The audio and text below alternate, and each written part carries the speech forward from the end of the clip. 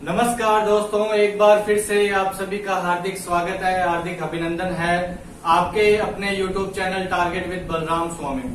दोस्तों, हमने साइकोलॉजी की एक यूनिट को कंप्लीट पढ़ा था जो हमारे रीट लेवल फर्स्ट और रीट लेवल सेकंड के अंदर भी काम आएगी और हमारे फर्स्ट ग्रेड सेकंड ग्रेड या जितने भी शिक्षक भर्ती परीक्षाएं हैं उन सभी के अंदर काम आने वाली वो यूनिट है। आज हम एक ऐसी ही यूनिट यानी कि हमारे सिलेबस के अकॉर्डिंग यानी कि रीट का जो सिलेबस है उसके अकॉर्डिंग जो हमारी सेकंड यूनिट रहती है वो है अधिगम, जिसे हम इंग्लिश में कहते हैं लर्निंग। आज हम उसी यूनिट की शुरुआत करेंगे। तो जो ये यूनिट है अधिगम या लर्निंग जिसे हम कहते हैं, ये यूनिट भी आपके सभी शिक्षक भर्तियों के अंदर काम आएगी और जितने भी आप एग्जाम देते हैं उनके अंदर एक या दो क्वेश्चन आपको इस यूनिट से पूछे जा सकते हैं। तो दोस्तों, इस यूनिट की शुरुआत करने से पहले सबसे पहले तो हम ये बात करेंगे कि अधिगम होता क्या है। अधिगम है क्या चीज, अधिगम हम किसे कहते हैं, कौन सी प्रक्रिया है अधिगम जिसे हम पूर्ण करने के बाद में हम ये कह सकते हैं कि ये व्यक्ति अधिगम को प्राप्त हुआ।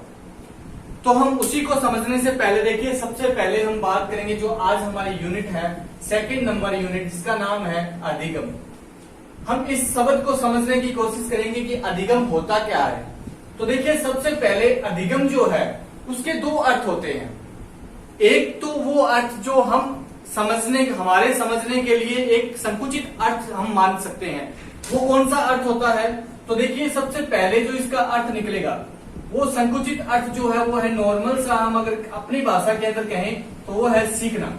यानी कि जो सीखना जो है वो इसका संकुचित अर्थ होता है, यानी कि एक सिंपल सा अर्थ है जो हम अपने समझने के लिए हम इसको यूज कर सकते हैं कि सीखना। परंतु अधिगम सीखना नहीं है।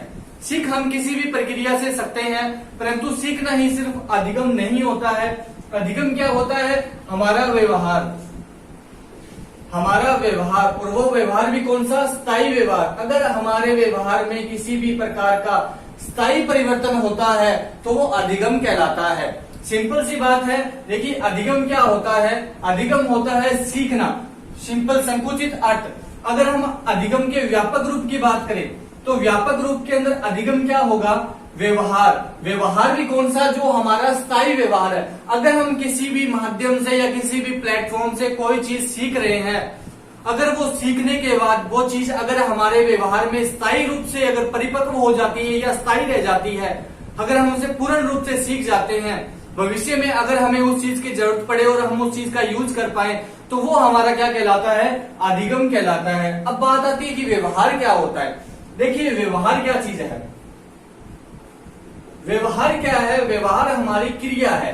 जो व्यक्ति क्रिया करता है, यानी कि व्यक्ति जिस भी प्रकार से क्रिया करता है वो क्रिया क्या कहलाती है, हमारा व्यवहार कहलाती है। अब ये बात करेंगे ये व्यवहार शब्द आया कहां से। तो देखिए, हमने जब मनोविज्ञान का सामान्य परिचय जब पढ़ा था तो हमारे तो विज्ञान है, यानी कि मनोविज्ञान के अंदर जो सबसे पहले विज्ञान आया था वो आया था आत्मा का विज्ञान। दूसरा जो विज्ञान आया था वो मन और मस्तिष्क का विज्ञान आया था, और जो तीसरा विज्ञान था वो चेतना का विज्ञान आया था, और जो चौथा जो आज 20वीं सदी के अंदर और से लेकर और आज वर्तमान तक जो विज्ञान हमारा मनोविज्ञान में चल रहा है वो कौन सा विज्ञान चल रहा है, व्यवहार का विज्ञान। और व्यवहार का जो विज्ञान है दोस्तों, वो व्यवहार का विज्ञान लेकर कौन आया था, वॉटसन लेके आया था। यानी कि 20वीं सदी के अंदर इस वॉटसन नाम के एक मनोवैज्ञानिक ने सबसे पहले व्यवहार के विज्ञान की शुरुआत की। अब प्रश्न ये उठता है कि ये व्यवहार शब्द कहां से आया। ये तो बात थी कि व्यवहार का विज्ञान तो वॉटसन लेकर आ गया, परंतु इससे पहले ये व्यवहार शब्द आया कहां, वॉटसन के दिमाग में भी ये व्यवहार शब्द आया कहां से, और ये व्यवहार हमारे मनोविज्ञान में शामिल किस प्रकार से हुआ। तो बात है दोस्तों 1990 की। 1990 की बात है। उस समय एक मनोवैज्ञानिक था जिसका नाम था विलियम मैकडूगल। ये विलियम मैकडूगल ने एक पुस्तक लिखी थी, एक पुस्तक की रचना की थी जिसका नाम था आउटलाइन ऑफ साइकोलॉजी। इस आउटलाइन ऑफ साइकोलॉजी के अंदर इस 1990 के अंदर विलियम मैकडूगल ने सबसे पहले व्यवहार शब्द का क्या किया, प्रयोग किया। यानी कि अगर आपसे यहाँ दो प्रश्न जो उठते हैं वो ये उठते हैं, हम एक प्रश्न को देखते हैं। जो सबसे पहला जो हमारा प्रश्न है वो क्या है कि अधिगम क्या चीज है। तो अधिगम की परिभाषा को हम बाद में पढ़ेंगे। सबसे पहले अधिगम के अर्थ को समझने की बात करें तो अधिगम का अर्थ क्या होता है। वैसे संकुचित अर्थ में अगर हम बात करें तो इसका अर्थ होता है सीखना। अगर व्यापक रूप में बात करें तो व्यवहार में क्या स्थायी परिवर्तन हमारा क्या कहलाता है, अधिगम कहलाता है। और अगर हम बात करें व्यवहार की तो व्यवहार क्या होता है, जो व्यक्ति क्रियाएं करता है वो क्या कहलाती है, व्यवहार कहलाती है। अब बात करें इस व्यवहार शब्द आया कहां से, तो देखिए सबसे पहले 1990 के अंदर ये विलियम मैकडूगल नाम का एक मनोवैज्ञानिक हुआ था, जिसने अपनी पुस्तक आउटलाइन ऑफ साइकोलॉजी के अंदर इस व्यवहार शब्द का क्या किया, सबसे पहले प्रयोग किया। अब ये व्यवहार शब्द हमारे मनोविज्ञान में शामिल हो गया, चर्चा का विषय बन गया। अब ये चर्चा का विषय जब बना तो फिर एक मनोवैज्ञानिक और हुआ जिसका नाम था वॉटसन। वॉटसन ने क्या किया कि इस व्यवहार शब्द को लेकर एक विज्ञान का निर्माण किया और हमें 20वीं सदी में जाकर हमें एक विज्ञान प्रदान किया जो हमारा स्थायी विज्ञान था, और जो मनोविज्ञान उस विज्ञान को मानकर, उसकी विधि को मानकर आज तक हमारे साथ चल रहा है। यानी कि हम मनोविज्ञान में किसका अध्ययन करते हैं, व्यवहार का अध्ययन करते हैं। तो हमारे मनोविज्ञान में कौन सा अध्ययन किया जाता है, व्यवहार का। और इसी व्यवहार के अंदर क्या होता है कि जो व्यवहार में कोई भी स्थायी परिवर्तन, परमानेंट फिक्स कोई अगर कोई आपका बिहेव अगर बदलता है या कोई व्यवहार आपका बदलता है किसी भी चीज से, आप मान लीजिए किसी व्यक्ति से मिले और उस व्यक्ति ने आपसे कोई बात कही और उस बात पर आपने अमल किया और उस बात को मान लिया, और उस बात से या उसके व्यवहार से, मान लीजिए एक व्यक्ति का आपको ड्रेसिंग सेंस अच्छा लगा, तो फिर आपने क्या किया, उसका ड्रेसिंग सेंस अपने व्यवहार में शामिल, यानी कि उसके बोलने का तरीका, लहजा जो भी है वो आपने अपने व्यवहार में अगर शामिल कर लिया परमानेंट फिक्स रूप से, तो वो दोस्तों क्या कहलाता है, अधिगम कहलाता है। वो आपने उस व्यक्ति के द्वारा क्रियात्मक रूप से क्या कर लिया, अधिगम कर लिया, तो वो हमारा अधिगम कहलाता है। तो ये यहां तक बात आपकी क्लियर हुई। उसके बाद हम बात करेंगे कि अधिगम के अंदर, अब बात करते हैं कि अधिगम होता क्या। देखिए अधिगम के अंदर हमने क्या पढ़ा, व्यवहार में स्थायी परिवर्तन। व्यवहार में परिवर्तन भी हो सकता है और व्यवहार में स्थायी परिवर्तन भी, पर हमें कौन सा सही मानना है, हमें मानना है कि व्यवहार में अगर कोई स्थायी परिवर्तन है।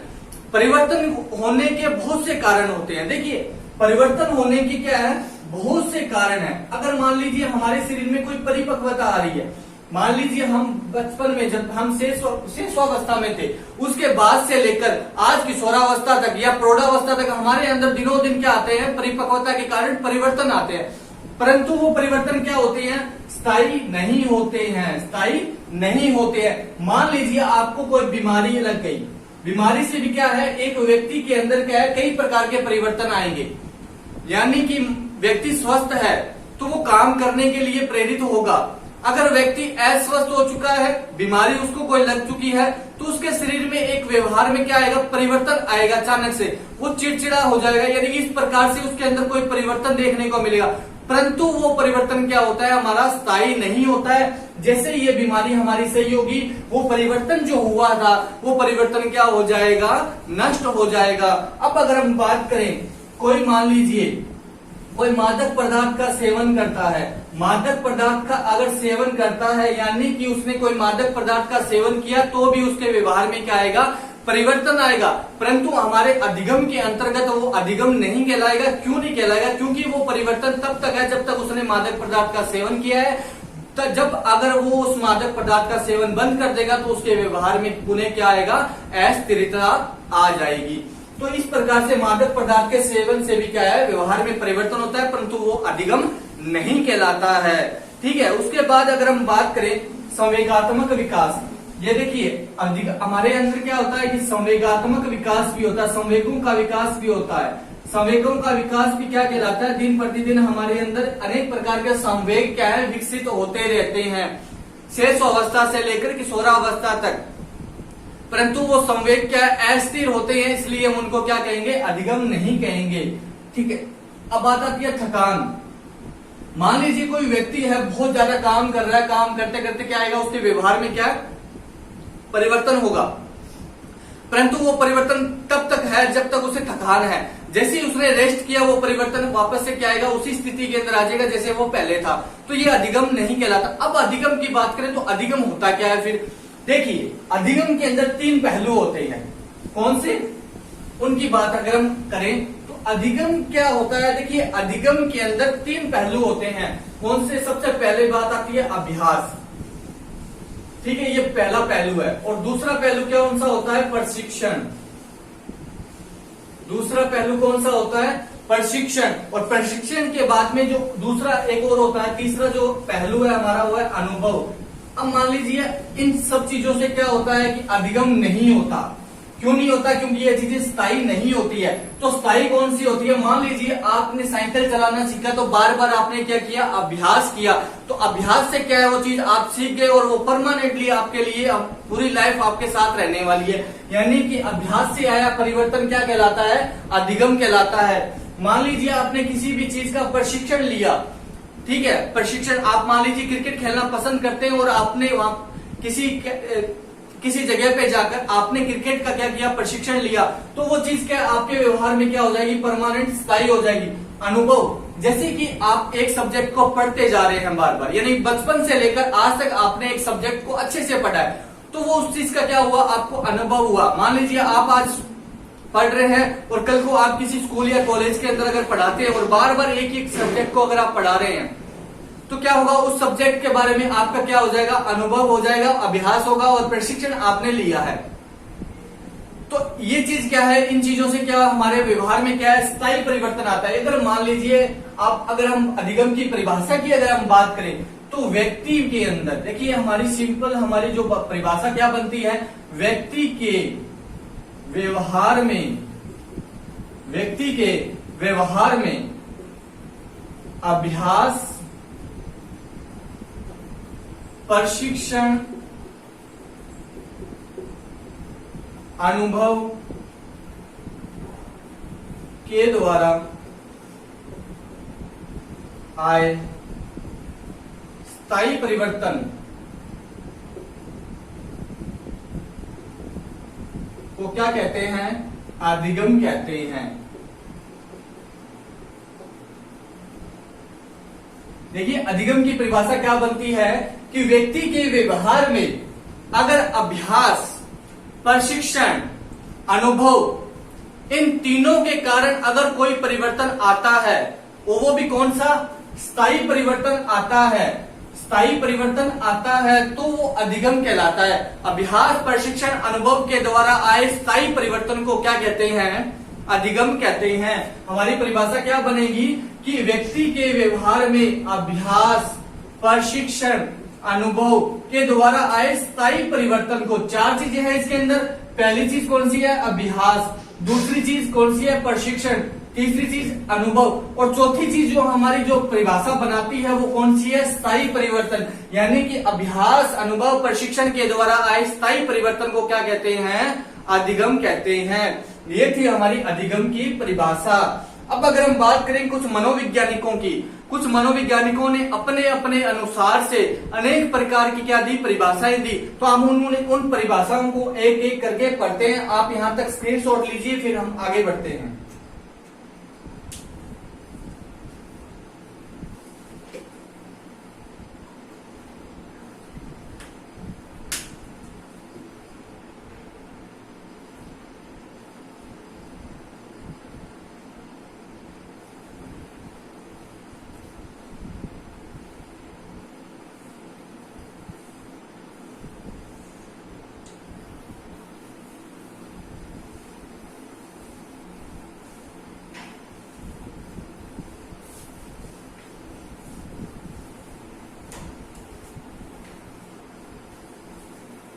अब देखते हैं हम मनोविज्ञान अधिगम की कुछ परिभाषाओं की बात अगर हम करें, तो सबसे पहले जो हमारे सामने परिभाषा निकल कर आती है वो आती है करो एंड करो की।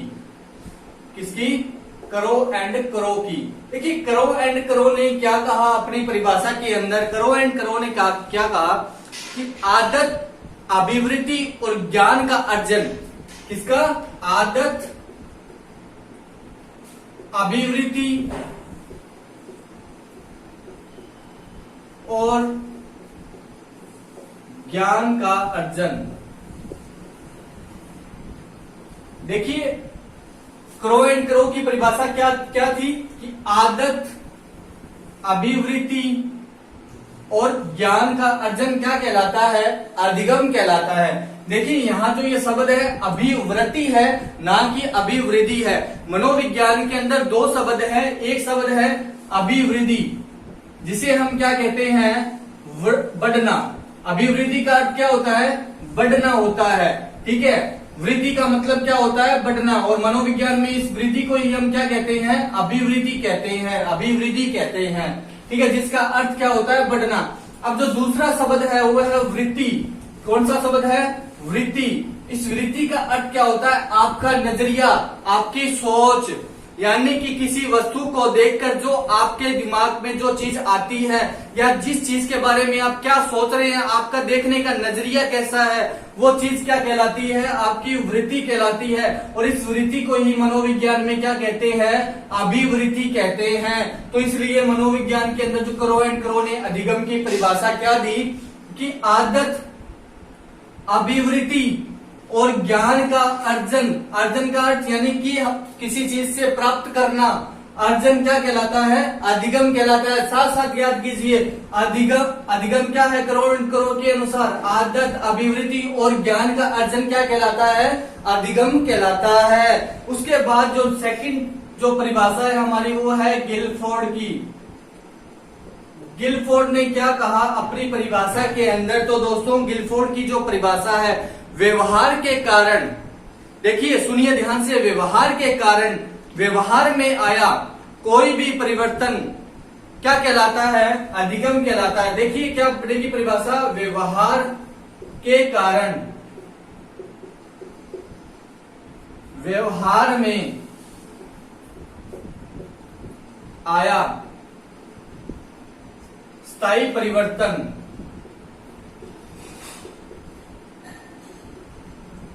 अधिगम कहलाता है।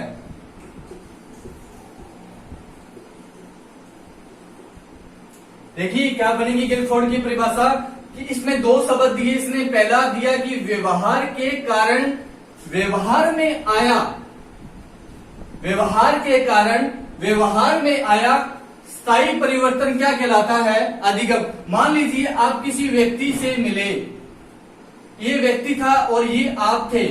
अब इस व्यक्ति ने जैसे ही आपके सामने आते ही आपको क्या बोला? नमस्ते। और फिर आपने भी इसे उत्तर में क्या बोला? नमस्ते। अब इस व्यक्ति से और आपकी दोनों की क्या होगी? बातचीत शुरू। इसके व्यवहार से अगर आपके कोई भी व्यवहार के अंदर कोई भी परिवर्तन आता है, मान लीजिए इसने कुछ अच्छी बात कही या इसकी कोई बात आपको अच्छी लगी और उस बात से अगर आपने कुछ सीखा और अपने व्यवहार में उसको शामिल कर लिया परमानेंटली, तो वो चीज क्या बन जाएगी? आपका अधिगम बन जाएगी, वो अधिगम कहलाती है। अगर मान लीजिए इसकी परिभाषा में क्या कहा गिलफोर्ड ने कि व्यवहार, इस व्यक्ति का व्यवहार और इस व्यवहार से आपके व्यवहार में अगर कोई परिवर्तन आता है तो वो क्या कहलाता है? अधिगम कहलाता है। व्यवहार के कारण व्यवहार में आया परिवर्तन क्या कहलाता है? अधिगम कहलाता है। तो ये परिभाषा यहाँ क्लियर होती है गिलफोर्ड की परिभाषा। नेक्स्ट हम परिभाषा की बात करें तो नेक्स्ट हमारी जो परिभाषा है दोस्तों वो है विलियम वुडवर्थ की। देखिए विलियम वुडवर्थ की परिभाषा दो है। पहली जो परिभाषा है विलियम वुडवर्थ की वो क्या है? अधिगम विकास की क्या है? एक प्रक्रिया है। अधिगम क्या है? विकास की प्रक्रिया है। अधिगम विकास की प्रक्रिया है। देखिए विकास की प्रक्रिया का अर्थ क्या होता है विलियम वुडवर्थ के अनुसार अगर हम बात करें तो देखिए एक व्यक्ति जो है जिसने जन्म लिया, जन्म लेते ही उसके माइंड के अंदर सब कुछ क्या हुआ? ब्लैंक था, वो कुछ नहीं जानता था।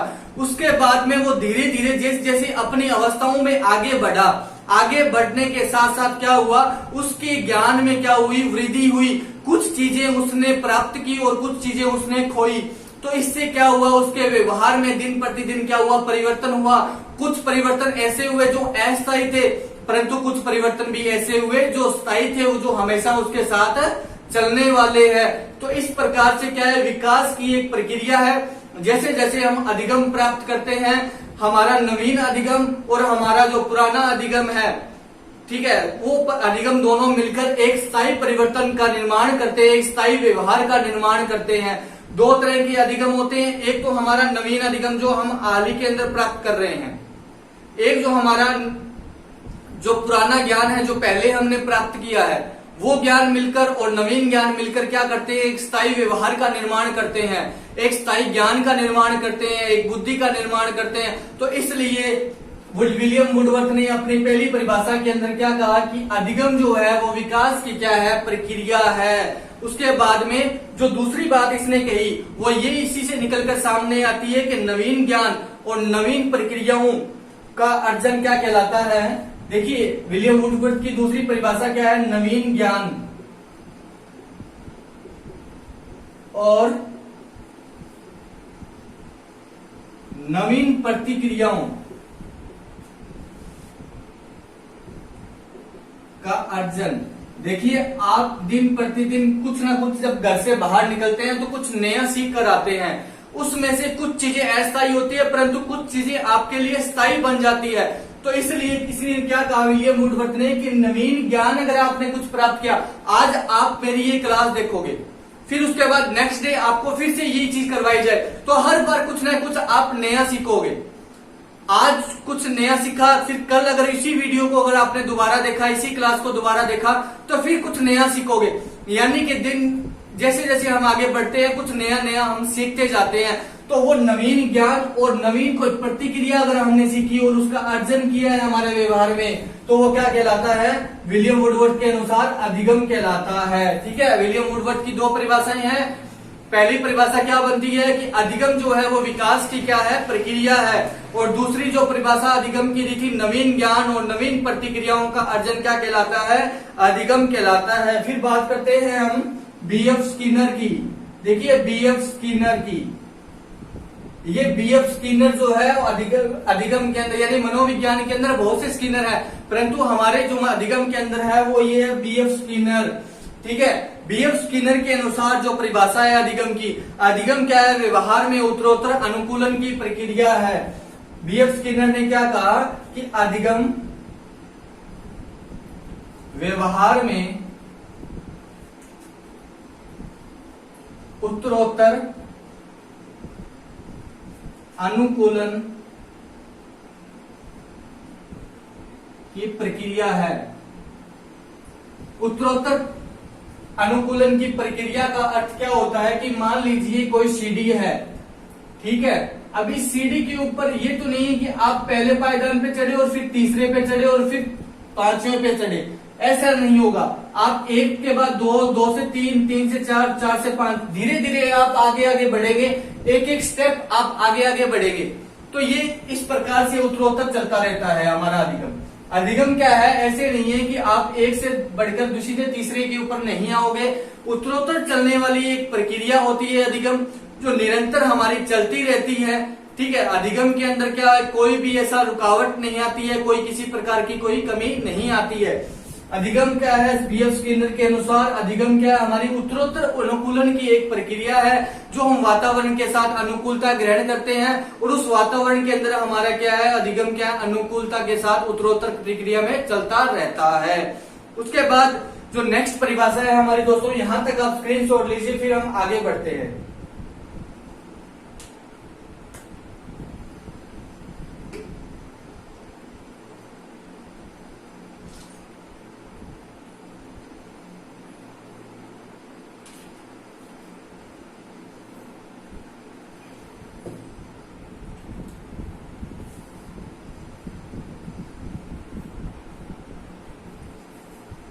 देखिए इसके बाद हम आगे बढ़ते हैं परिभाषाओं के अंदर। आईजेंक की परिभाषा, देखिए मनोवैज्ञानिक था जिसका नाम था आईजेंक, और आईजेंक ने अपनी परिभाषा के अंदर क्या कहा कि आईजेंक के अनुसार जो अधिगम की परिभाषा है वो ये है। आईजेंक की परिभाषा क्या बनती है दोस्तों कि अधिगम नवीन और स्थायी परिवर्तन, अधिगम नवीन और स्थायी परिवर्तन के अंतर्गत, नवीन, देखिए ध्यान से सुनिएगा, अधिगम नवीन और स्थायी परिवर्तन के अंतर्गत सीखने की क्या है, प्रक्रिया है। देखिए अधिगम नवीन और स्थायी परिवर्तन के अंतर्गत सीखने की प्रक्रिया है। देखिए अधिगम के अंदर नवीन परिवर्तन होते हैं और नवीन परिवर्तन कौन से होते हैं? स्थायी परिवर्तन होते हैं। जो स्थायी परिवर्तन है वो ये अधिगम कहलाते हैं। देखिए अधिगम के अंदर हम परिभाषा की जब हमने बात की थी शुरुआत के अंदर तो हमने क्या पढ़ा था कि अनुभव, प्रशिक्षण और अभ्यास, अनुभव, प्रशिक्षण और अभ्यास के दौरान अगर हमारे व्यवहार में कोई भी स्थायी परिवर्तन होता है तो क्या कहलाता है? अधिगम कहलाता है। तो उसी के अनुसार अधिगम क्या है? नवीन और स्थायी परिवर्तन के अंतर्गत सीखने की क्या है? एक प्रक्रिया है। सीख हम रहे हैं और सीख कैसे रहे हैं? कुछ स्थायी सीख रहे हैं तो स्थायी सीख क्या कहलाती है? हमारा अधिगम कहलाती है। ये आइजेंक की परिभाषा है। उसके बाद जो नेक्स्ट हमारी परिभाषा है वो है गेट्स की परिभाषा। गेट्स ने अपनी परिभाषा के अंदर क्या कहा दोस्तों? देखिए गेट्स की परिभाषा ध्यान से सुनिएगा। गेट्स की परिभाषा है प्रशिक्षण और अनुभव के कारण व्यवहार में आया परिवर्तन स्थायी परिवर्तन क्या कहलाता है? देखिए जो परिभाषा की हमने बात की थी वही परिभाषा इस गेट्स ने दे दी। क्या है? प्रशिक्षण और अभ्यास के कारण व्यवहार में आया स्थायी परिवर्तन अधिगम कहलाता है। क्या कहलाता है? अधिगम कहलाता है। देखिए गेट्स ने अपने परिभाषा में क्या कहा कि प्रशिक्षण और अभ्यास, जो हमने बात की थी प्रशिक्षण, अनुभव और अभ्यास के दौरान अगर व्यक्ति के व्यवहार में कोई स्थायी परिवर्तन आता है तो वो अधिगम कहलाता है। उसी प्रकार गेट्स ने अपनी परिभाषा में क्या कहा कि प्रशिक्षण और अभ्यास के दौरान व्यवहार में कोई भी स्थायी परिवर्तन अगर आता है तो वो क्या कहलाता है? अधिगम कहलाता है। तो ये हमारी कुछ एक परिभाषाएं थी दोस्तों जो हमारी अधिगम के अंतर्गत पूछी जा सकती है। अब ये बात आती है कि आपको ये परिभाषा किस तरह से याद रखनी है। देखिए परिभाषाओं को याद करने का एक ही तरीका है कि आप इन परिभाषाओं को रटे ना। इन परिभाषाओं को याद करने का तरीका है कि इस चीज का क्या है, इस चीज के साथ क्या है, संबंध बनाना है हमें। देखिए संबंध बनाना है। अभ्यास, प्रशिक्षण और अभ्यास के कारण व्यवहार में आया कोई भी परिवर्तन। देखिए गेट्स का अर्थ क्या होता है? गेट, गेट के अंदर जब हम जाएंगे, किसके गेट के अंदर? स्कूल के गेट के अंदर, तो क्या मिलेगा? प्रशिक्षण मिलेगा। और प्रशिक्षण से क्या होगा? प्रशिक्षण के साथ साथ हम क्या करेंगे? अभ्यास करेंगे। और स्कूल के अंदर प्रशिक्षण और अभ्यास के दौरान क्या होगा? हमारे किसी सब्जेक्ट के अंदर हमारा स्थायी परिवर्तन और स्थायी ज्ञान प्राप्त होगा। तो क्या बन गया कि गेट के अंदर एंटर होते ही, स्कूल के गेट के अंदर एंटर होते ही हमें प्रशिक्षण प्राप्त हुआ और प्रशिक्षण से अभ्यास हुआ और अभ्यास से परिवर्तन में क्या हुआ? स्थायी परिवर्तन हुआ व्यवहार में। तो यह क्या कहलाता है? अधिगम कहलाता है। इस तरह से परिभाषाओं को याद। अब एग्जाम के अंदर परिभाषाएं किस प्रकार से पूछी जाती है, प्रश्न यही उठता है। तो दोस्तों एग्जाम के अंदर आपको ये नहीं है कि आपको दे दिया जाए कि गेट्स की परिभाषा क्या है, ये इस तरह से प्रश्न नहीं आएगा। आपको परिभाषा दे दी जाएगी कि प्रशिक्षण और अभ्यास के कारण व्यवहार में आया कोई स्थायी परिवर्तन अधिगम कहलाता है। ये कथन या ये परिभाषा किसकी है? तो किसकी है ये परिभाषा? गेट्स की। आपको ऑप्शन दे दिए जाएंगे 4, Gates, Isaac, Crow and Crow, Watson. तो आपको उसमें से देखना है कि ये परिभाषा किसकी है, तो गेट्स की परिभाषा है। ठीक है, इस प्रकार से आपको एक परिभाषा दे दी जाएगी और उस परिभाषा के मनोवैज्ञानिक का नाम पूछ लिया जाएगा कि ये परिभाषा किसके द्वारा दी गई है। तो इस प्रकार से अधिगम से प्रश्न आते हैं। तो अधिगम की परिभाषा की अगर हम सिंपल सी बात फिर से करूं तो ये अधिगम की परिभाषा क्या है? अभ्यास, प्रशिक्षण और अनुभव, इन तीनों के कारण व्यक्ति के व्यवहार में अगर कोई स्थायी परिवर्तन आता है तो वो क्या कहलाता है? अधिगम कहलाता है। स्क्रीनशॉट लीजिए, फिर हम आगे बढ़ते हैं।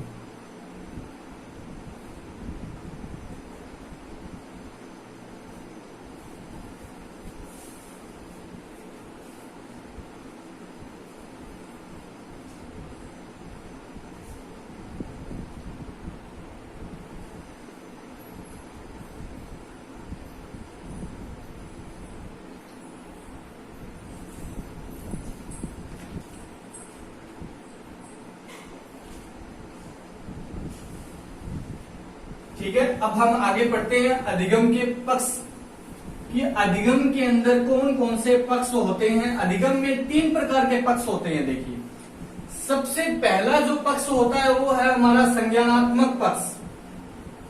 पहला कौन सा पक्ष होता है हमारा? संज्ञानात्मक पक्ष। तीन तरह के पक्ष होते हैं। पहला संज्ञानात्मक पक्ष होता है, दूसरा क्रिया अधिगम होता है, तीसरा कौन सा होता है? भावात्मक पक्ष। ये तीन प्रकार के पक्षों से मिलकर क्या बनता है? अधिगम बनता है। तो देखिए अधिगम के पक्ष की बात करें तो अधिगम के पक्षों में तीन प्रकार के पक्ष। पहला पक्ष कौन सा होता है आपका? संज्ञानात्मक पक्ष। संज्ञानात्मक पक्ष। दूसरा पक्ष कौन सा होता है आपका? क्रिया अधिगम पक्ष।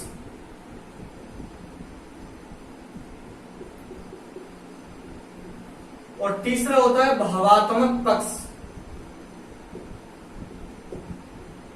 भावात्मक पक्ष। इन तीन पक्षों से मिलकर क्या बनता है हमारा? अधिगम बनता है। तो देखिए संज्ञानात्मक पक्ष कौन सा होता है कि संज्ञानात्मक, संज्ञान क्या होता है? देखिए ये संज्ञान के अंदर एक शब्द आ रहा है ज्ञान। ज्ञान के माध्यम से क्या? ज्ञान के माध्यम से, ज्ञान के आधार पर या ज्ञान के माध्यम से कोई चीज अगर सीखी जाती है तो वो हमारा क्या कहलाता है? संज्ञानात्मक अधिगम कहलाता है। अब इस संज्ञानात्मक अधिगम को भी क्या है? तीन पार्ट में डिवाइड किया गया है आगे। सबसे पहला बात आती है प्रत्यक्षात्मक। देखिए अधिगम ज्ञान के आधार पर, ज्ञान किस प्रकार से प्राप्त होता है? हमें देखकर भी हो सकता है, सुनकर भी हो सकता है, या हम किसी चीज को करते हैं या खुद अपने द्वारा क्रिया की जाती है तो भी हमें क्या है? अभ्यास के दौरान या कोई चीज खुद से करने से भी हमें क्या है? ज्ञान प्राप्त होता है। तो तीन तरह की होती है। सबसे पहले किसी चीज को देखकर या किसी चीज के बारे में कल्पना करते हुए। दूसरा क्या होता है कि किसी दो चीजों को आपस में जोड़कर आप ज्ञान प्राप्त कर सकते हैं। तो सबसे पहली बात होती है संज्ञानात्मक अधिगम को जब तीन भागों में बांटा जाता है तो सबसे पहला कौन सा है? प्रत्यक्षात्मक। पहला कौन सा आएगा? प्रत्यक्षात्मक। दूसरा आएगा आपका अमूर्त अधिगम। और तीसरा आपका आता है साहचर्य। देखिए तीन तरह के अधिगम, संज्ञानात्मक अधिगम। संज्ञान जो प्राप्त होता है वो तीन तरह से प्राप्त होता है। देखिए सिंपल सी बात है, अगर इस चीज को समझना है तो इस तरह से समझिए कि जो ज्ञान है, ज्ञान हमें तीन तरह से प्राप्त होता है, प्रत्यक्ष रूप से, अमूर्त रूप से और साहचर्य, दो चीजों को लेकर साथ चलने से। प्रत्यक्षात्मक अधिगम के अंदर क्या होता है कि किसी चीज को प्रत्यक्ष रूप से देखकर आप अधिगम कर रहे हो। मान लीजिए आप जैसे इस क्लास को देख रहे हो, प्रत्यक्ष रूप से वो चीज आपके सामने चल रही है, लाइव चल रही है। उस लाइव क्लास से अगर आप कोई चीज सीख रहे हो, यानी कि देखकर, सुनकर, समझकर आप उस चीज का ज्ञान प्राप्त कर रहे हो, तो वो आपका प्रत्यक्षात्मक अधिगम है। मान लीजिए आप कहीं पर गए, आपने आज तक क्या है, आपने कभी लाल किले के बारे में सुना था, ठीक है। शुरुआत के अंदर जब आपने सबसे पहले स्कूल के अंदर गए तो लाल किले के बारे में पढ़ा, तब तक आपका वो प्रत्यक्षात्मक अमूर्त अधिगम था। आपने अधिगम के बारे में आपने एक इमेजिन की, एक कल्पना की।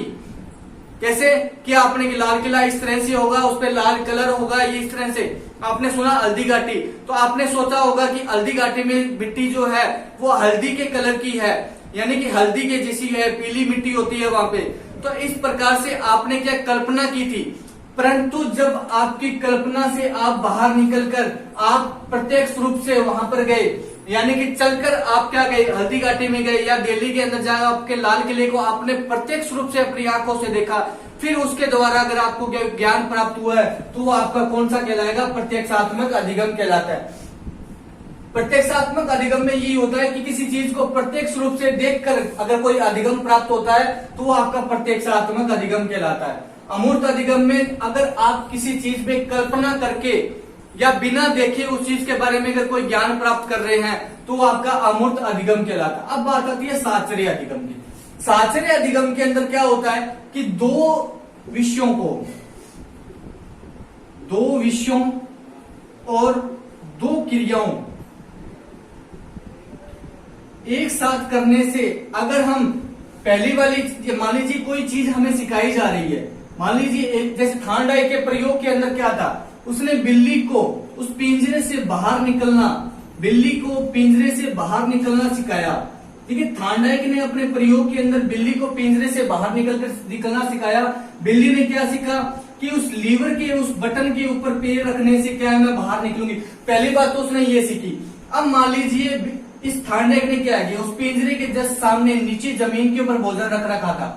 अब ये अगर भोजन अगर जमीन पे नहीं रखकर उसने किसी ऊंचाई के ऊपर इसको टांग दिया होता या ऊंचाई पे रख दिया होता तो बिल्ली अपने पैरों पर खड़ा होना भी क्या है सीख जाती। बिल्ली भी अभ्यास के दौरान उस अपने पैरों पर खड़ा होना भी सीख जाती। मान लीजिए आपको कोई साइकिल सिखा रहा है और साइकिल सीखते सीखते अगर आप मोटरसाइकिल भी सीख जाते हैं तो फिर क्या है वो आपका साचर्याधिगम है।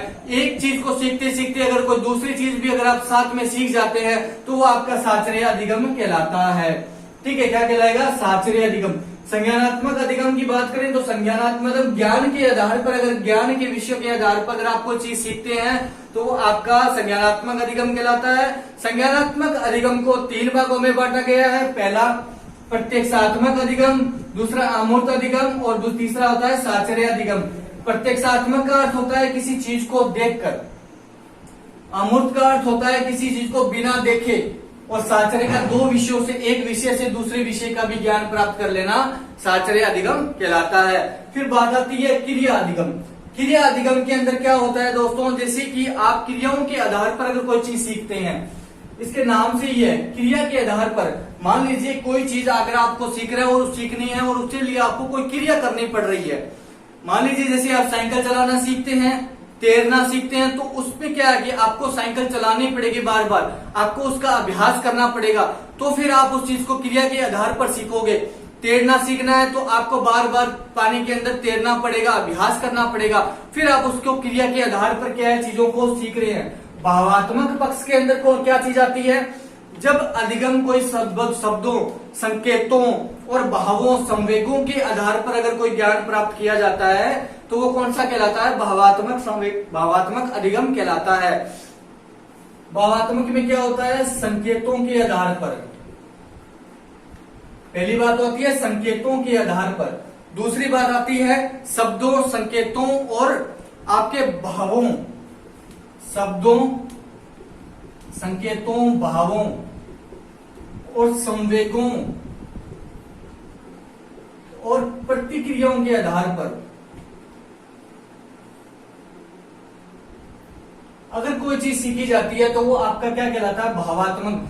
भावात्मक यानी कि भावनात्मक भी हम जिसे बोलते हैं। भावना किसमें जुड़ी होती है, हमारे संकेतों में भावना होती है।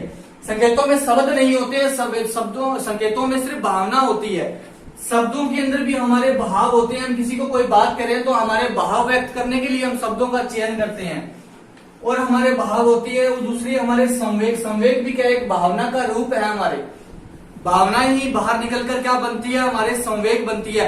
जब तक हम किसी चीज को अंदर छुपाए बैठे हैं तो वो हमारी भावना है। अगर हम उस चीज को बाहर निकालकर किसी को व्यक्त करते हैं तो वो हमारा संवेग बनता है। तो संवेग होते हैं। प्रतिक्रिया, अगर कोई किसी प्रतिक्रिया कोई व्यक्ति कर रहा है, उस प्रतिक्रिया से अगर हम सीखे या खुद हम कुछ कर रहे हैं उससे अगर हमने कुछ सीखा है तो वो हमारा भावात्मक पक्ष या भावात्मक अधिगम कहलाता है। जैसे मान लीजिए यातायात, जैसे रोड पे चलते हैं तो वहां संकेत बने होते हैं, यातायात के संकेत है। उन संकेतों से आप सीखते हैं कि हमें अब इधर मुड़ना है या हमें यहाँ ब्रेक लगाना है या हमें इस लाल बत्ती पे मोटरसाइकिल गाड़ी को रोकना है। तो इस प्रकार से यातायात के संकेतों के माध्यम से अगर कोई आप चीज सीख रहे हैं तो वो आपका क्या कहलाता है, भावनात्मक या भावात्मक अधिगम कहलाता है। ये हमारे 3 तरह के क्या थे, पक्ष थे। पक्ष में पहला संज्ञानात्मक पक्ष, इसको 3 भागों में बांटा, प्रत्यक्षात्मक, अमूर्त और साचर्य। दूसरा क्रिया के आधार पर सीखा गया अधिगम क्रिया अधिगम कहलाता है और भावात्मक, भावना के आधार पर अगर सीखा गया अधिगम क्या कहलाता है, भावात्मक अधिगम कहलाता है। यहाँ तक आप स्क्रीनशॉट लीजिए, फिर हम बात करेंगे अधिगम के प्रकारों की।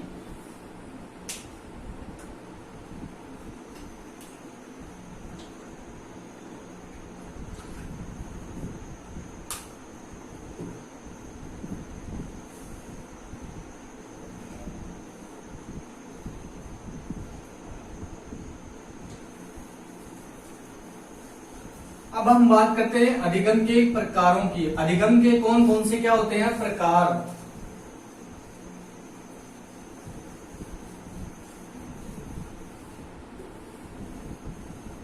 देखिए अधिगम के प्रकार भी क्या होते हैं, 3 प्रकार के होते हैं। अधिगम के प्रकार भी कितने होते हैं, 3 होते हैं। पहला अधिगम का प्रकार कौन सा होता है हमारा? गामक अधिगम। पहला कौन सा होता है? गामक अधिगम। दूसरा कौन सा होता है हमारा? दूसरा होता है प्रतिबोधात्मक अधिगम। प्रतिबोधात्मक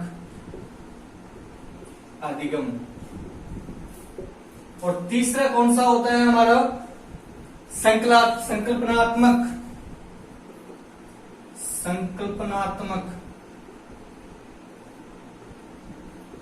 अधिगम। संकल्पनात्मक अधिगम। ठीक है, ये तीन प्रकार के अधिगम होते हैं, गामक अधिगम, प्रतिबोधात्मक और संकल्पनात्मक अधिगम। ये तीन प्रकार के हमारे क्या होते हैं? अधिगम के प्रकार होते हैं। देखिए गामक अधिगम में क्या होती है, सबसे पहले हमने जब बाल्यावस्था को पढ़ा था तो हमने पढ़ा था गामक का अर्थ। गामक का अर्थ क्या होता है? शारीरिक क्रियाओं से होता है। जब हम कोई भी चीज शारीरिक क्रियाओं के माध्यम से अगर हम सीख रहे हैं तो हमारा क्या कहलाता है? गामक अधिगम कहलाता है। ठीक है, अगर ये शारीरिक या गामक अधिगम कब होता है एक बच्चे का, कौन सी अवस्था के अंदर होता है? तो वो शिशुअवस्था के अंदर होता है। देखिए गामक अधिगम का अर्थ क्या होता है? कोई भी क्रिया अगर हम शारीरिक रूप से अगर कर रहे हैं तो वो चीज हमारी क्या है?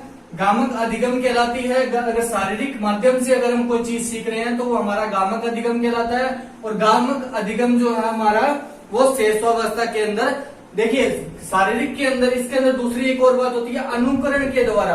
बच्चा जब शिशुअवस्था में होता है तो वो किसके माध्यम से सीखता है? अनुकरण के माध्यम से सीखता है। बच्चा शिशुअवस्था में अनुकरण के माध्यम से नकल करके, जैसा आप उसके सामने कोई भी काम करोगे वो वैसी उसकी नकल करने की कोशिश करता है और फिर वो धीरे धीरे उन चीजों को क्या है? सीख जाता है।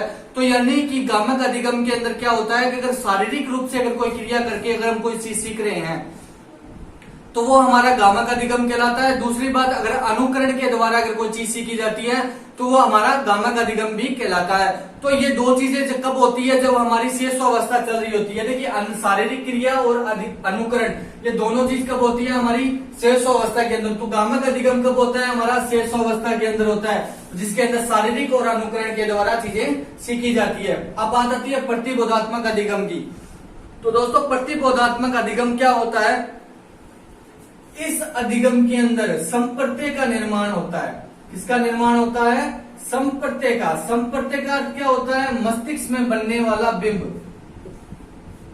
मस्तिष्क में बनने वाला बिंब क्या कहलाता है? हमारा संप्रत्यय कहलाता है। बिंब का अर्थ क्या होता है? फोटो से भी हो सकता है, ठीक है, प्रतिमा से भी हो सकता है।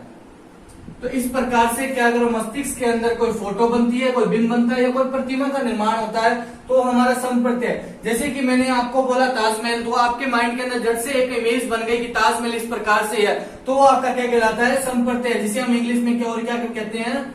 कॉन्सेप्ट कहते हैं, कंसेप्ट कहते हैं। और ये कंसेप्ट क्या कैसे बनता है? जब हमारे दिमाग में या हमारे मस्तिष्क में कोई फोटो का निर्माण होता है किसी चीज को सुनकर, तो वो हमारा अधिगम का। और संप्रत्यय जो है, ये देखिए संप्रत्यय, आप देखिए इन चीजों को बाल विकास से मैंने आपको शुरुआत में कही थी कि हर एक यूनिट का दूसरी यूनिट के साथ में संबंध होगा।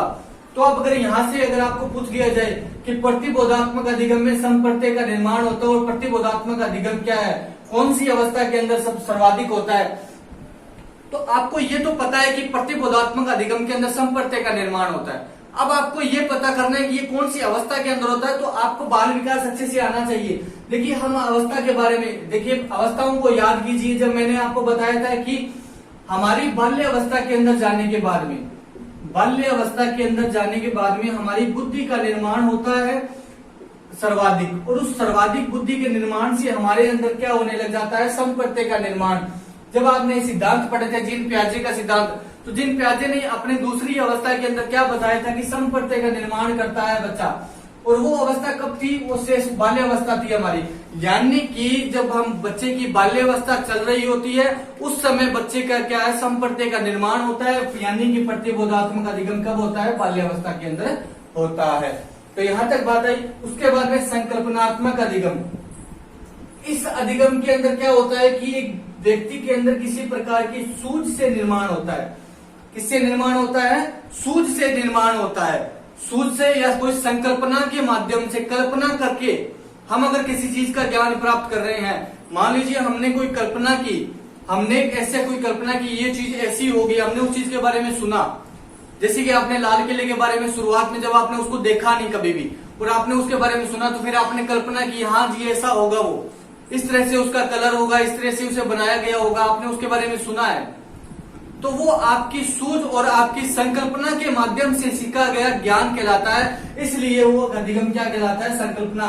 और जो कल्पनाओं की जो हमारी अवस्था होती है, जिस अवस्था के अंदर बच्चा जो है वो सर्वाधिक कल्पनाओं में रहता है, कल्पनाओं में जीता है, वो अवस्था कौन सी होती है, हमारी किशोरावस्था होती है।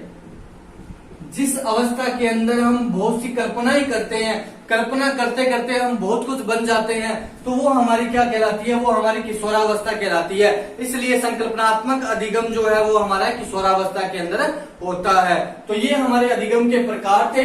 इसमें सबसे पहले गामक अधिगम में शारीरिक क्रिया होती है, शारीरिक क्रिया के साथ में बच्चा क्या करता है, अनुकरण करता है। और ये गामक अधिगम जो है वो हमारा शैशवावस्था के अंदर होता है। फिर बात आती है प्रतिबोधात्मक अधिगम की।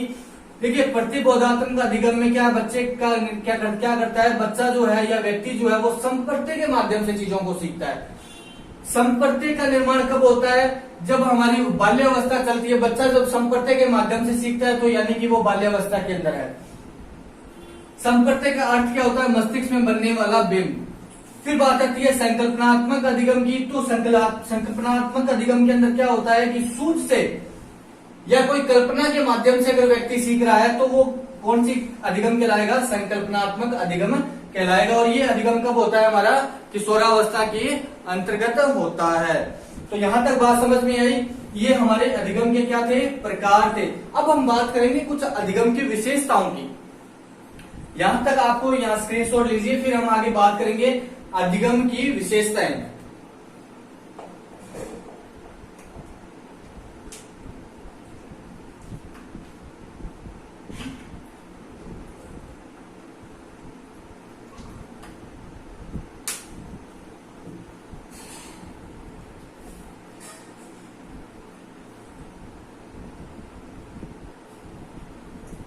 अब हम बात करते हैं अधिगम की विशेषताएं कि अधिगम में कौन कौन सी विशेषताएं होती है।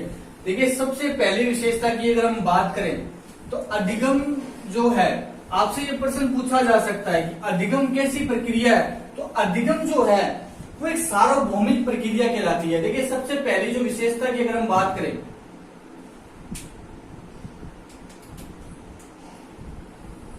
विशेषता की अगर हम बात करें तो सबसे पहली जो विशेषता है, अधिगम जो है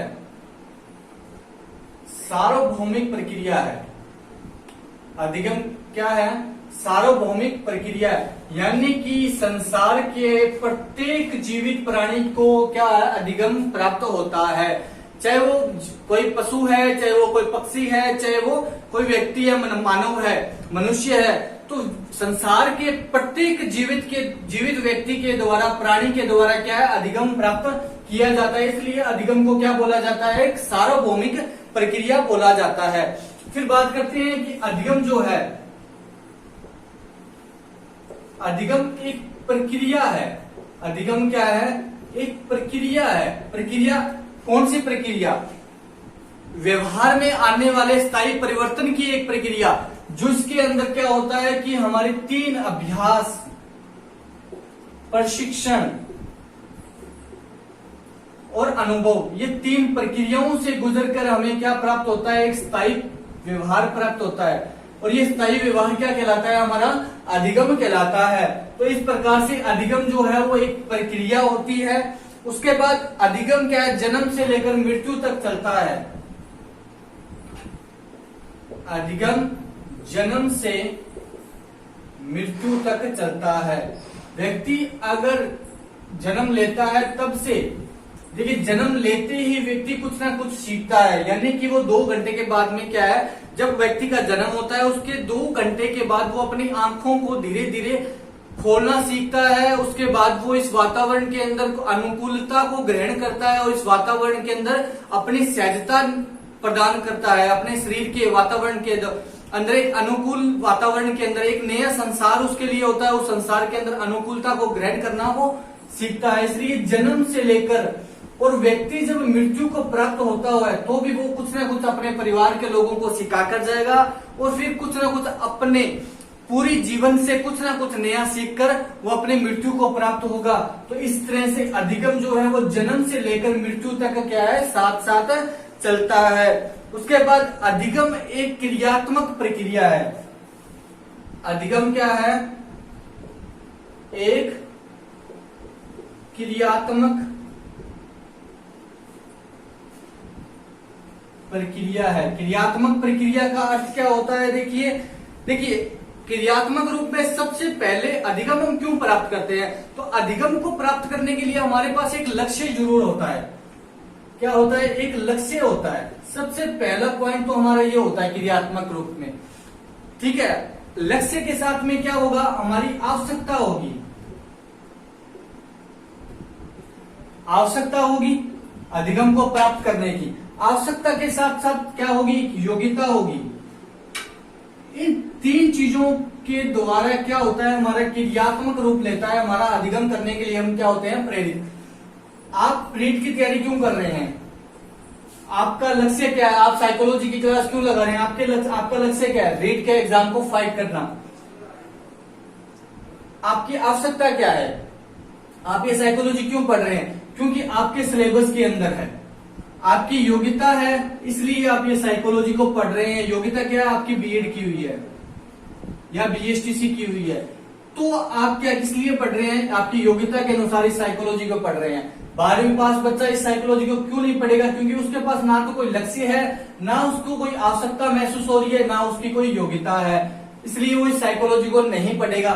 आपका लक्ष्य भी है रीट के एग्जाम को फाइट करना, आपकी आवश्यकता है नौकरी को पाना, और आपकी योग्यता क्या है? बीएड या बीएसटीसी की हुए हो। इसलिए आप किसको? अधिगम को एक क्रियात्मक रूप प्रदान कर रहे हो। आप कुछ नया सीख रहे हो इस साइकोलॉजी को पढ़कर, ठीक है। तो ये चौथी विशेषता है। पांचवी विशेषता की अगर हम बात करें अधिगम के अंदर, तो अधिगम क्या है? सकारात्मक और नकारात्मक भी होता है। अधिगम क्या है? सकारात्मक और नकारात्मक भी होता है। देखिए अधिगम के अंदर अगर आपने किसी भी स्कूल में जाकर अगर आपने प्रार्थना को सीखा तो वो आपकी क्या है? वो प्रार्थना सीखने का क्या है? आपका सकारात्मक अधिगम। कुछ अच्छा अगर आपने सीखा है अपनी लाइफ में। देखिए अगर आप, ऐसा भी होता है कि एक व्यक्ति की मित्र मंडली का, उसके परिवार के अंदर कुछ अभद्र या कुछ ऐसा व्यवहार अगर होता है, अगर उस चीज से वो कुछ गलत सीखता है तो उसका नकारात्मक अधिगम है।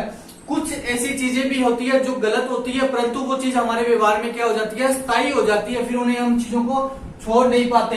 तो अधिगम क्या है? नकारात्मक भी है, और अधिगम क्या कहलाता है? सकारात्मक भी होता है। उसके अलावा क्या होता है? अधिगम क्या है? एक स्वाभाविक प्रक्रिया है। अधिगम क्या है? एक स्वाभाविक प्रक्रिया है। अधिगम स्वाभाविक प्रक्रिया है। स्वाभाविक प्रक्रिया है, कोई भी चीज को प्राप्त करने की एक प्रक्रिया होती है। जैसे कि आप एक स्वाभाविक, यानी कि जैसे ही हम घर से, जैसे ही हमारा जन्म होता है, हम स्कूल के अंदर प्रवेश करते हैं, बाल्यावस्था में जाकर फिर हम कुछ ना कुछ नया सीखते जाते हैं। तो इस प्रकार से एक अधिगम क्या चलता रहता है हमारा, और एक स्वाभाविक सी प्रक्रिया है जो हम एक, हर व्यक्ति, हर एक मानव, हर एक प्राणी, हर एक पशु, एक पक्षी, हर कोई जीवित प्राणी क्या है? अधिगम को प्राप्त करता है। तो इस प्रकार से अधिगम क्या है? एक स्वाभाविक प्रक्रिया कहलाती है। अधिगम में कई प्रकार की विधियां सम्मिलित होती है। देखिए अधिगम के अंदर क्या है? कई प्रकार की क्या होती है? विधियां सम्मिलित होती है। अधिगम को प्राप्त करने के लिए कई प्रकार की क्या होती है? विधियां। अधिगम में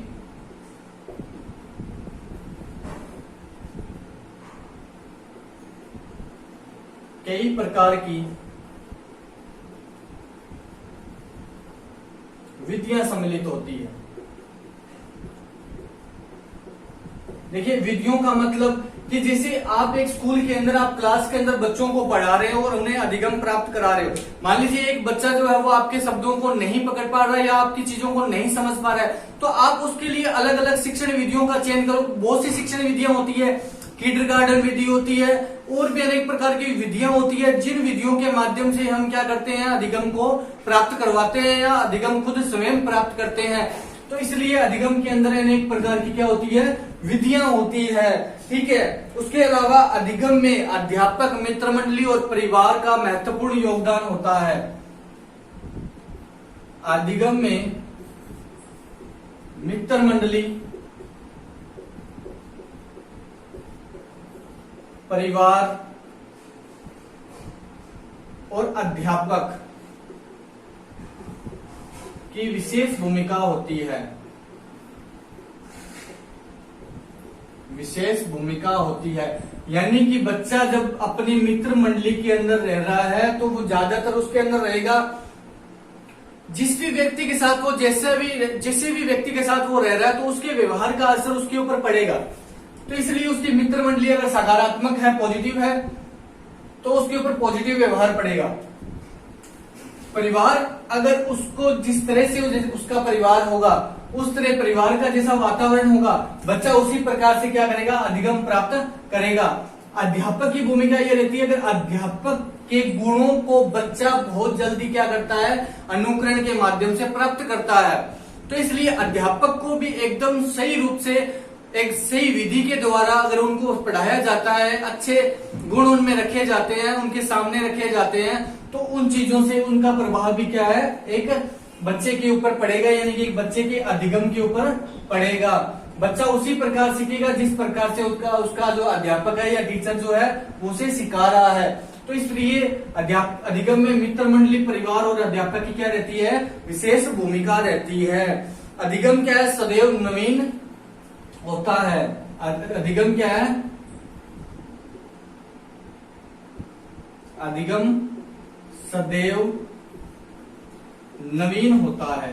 देखिए कुछ भी नया सीखते हैं, मान लीजिए आज आपने इस क्लास के अंदर कुछ सीखा और कल ये क्लास क्या हो जाती है, आपके लिए पुरानी हो जाती है, और फिर से आप कल फिर से इसी क्लास को दोबारा से देखते हैं, तो कुछ आज सीखा और कुछ नया जो आज नहीं सीखा वो कल सीखोगे।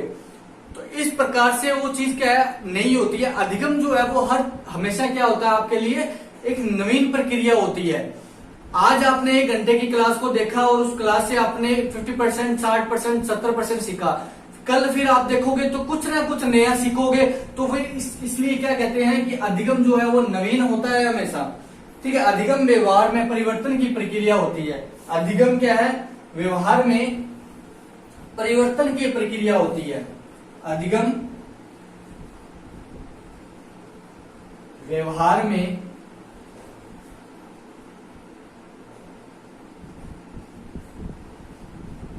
परिवर्तन की प्रक्रिया होती है।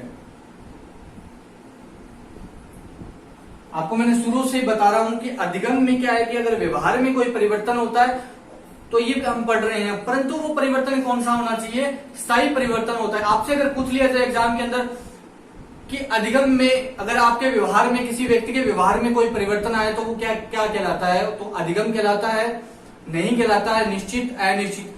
तो आपको उस लाइन को समझना है कि उस लाइन में क्या बोला गया कि अधिगम व्यवहार में परिवर्तन की प्रक्रिया नहीं, व्यवहार में स्थायी परिवर्तन की प्रक्रिया अधिगम कहलाती है। तो इस प्रकार से दोस्तों आज हमने अधिगम के बारे में पढ़ा, अधिगम के पक्ष पढ़े, अधिगम के प्रकार पढ़े और अधिगम की विशेषताएं पढ़ी और कुछ अधिगम की परिभाषाओं के ऊपर भी चर्चा की। और नेक्स्ट वीडियो के अंदर हम अधिगम वक्र और आगे जो जो चीजें हैं अधिगम के अंदर, उन सभी कॉन्सेप्ट को क्लियर करते हुए इस यूनिट को पूरा करेंगे। तब तक के लिए दोस्तों आप सभी का बहुत बहुत धन्यवाद। क्लास अगर आपको अच्छी लगी हो तो इसको लाइक और शेयर कीजिए। धन्यवाद दोस्तों।